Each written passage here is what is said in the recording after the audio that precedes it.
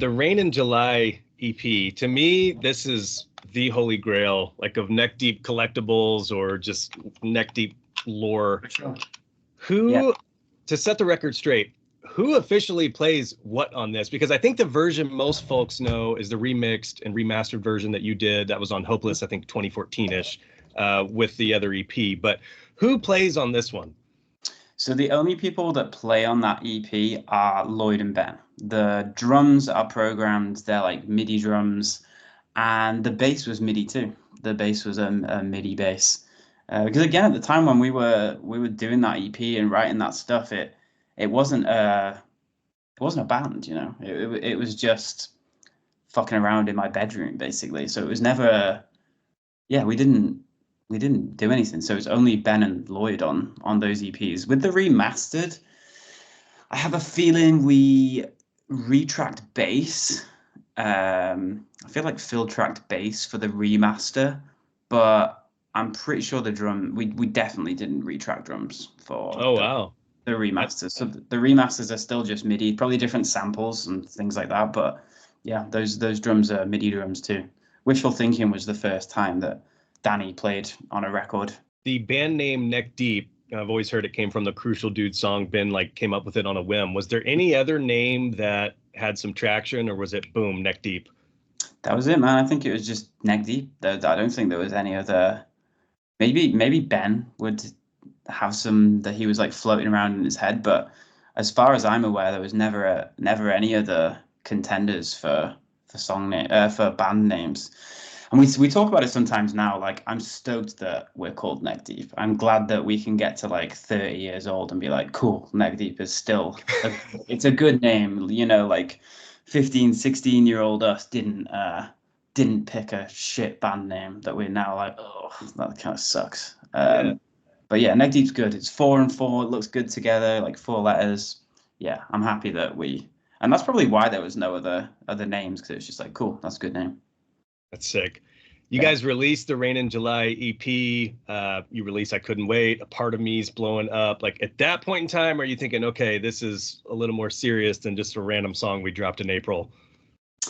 Yeah, I guess so. Yeah, I think within the first few months, we were like, oh shit, this is actually doing something. People fucking like this stuff. And a lot from America too. You know, that was something we definitely noticed different than previous bands that we'd been in. Was like, oh, people overseas like this. It's not just like local people or people from our country. It's like mostly people from America. And Tumblr was a big thing, a big part of it at the time.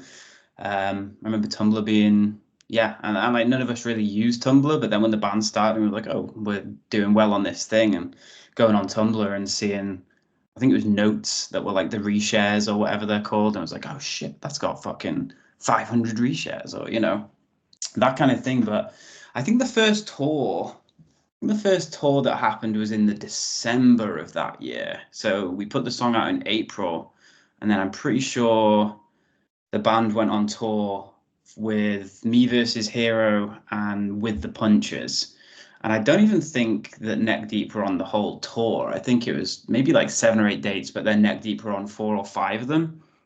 That's where those tapes came from too, if I remember correctly. Or there was a Tour Dog edition of the tape, and I'm trying to think where the other tape came from. I think it was maybe Pinky Swear did that as well. But yeah, we knew that it was something was happening within the first few months, and I still have a memory on my Facebook pop up sometimes, like, my brother's band is 3 likes away from 1,000 likes on Facebook, so go and follow. And I think that was within like 2 or 3 months, and even by that metric, we were like, holy shit, fucking 1,000 people followed this band within 2 or 3 months.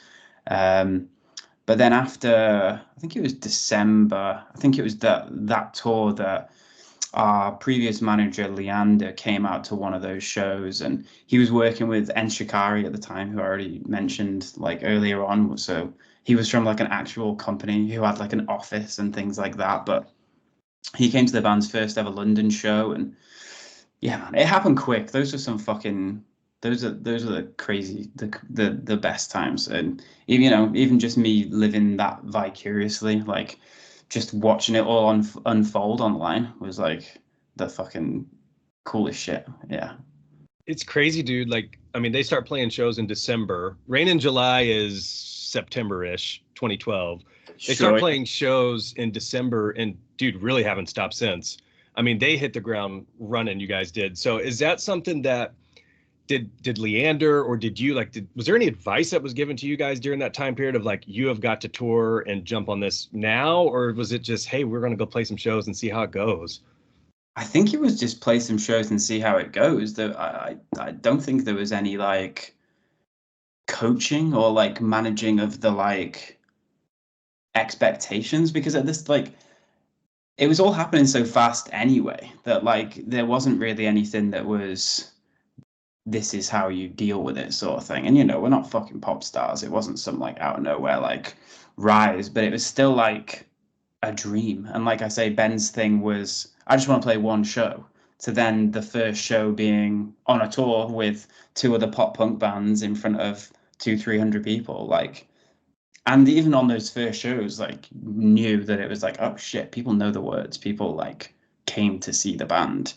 But there was never any like, here's what to expect, because I don't think anyone really knew what to expect. It kind of just happened so quickly and so fast that, like you say, before we knew it, it was just like, cool, there's more tour offers, there's more things to do.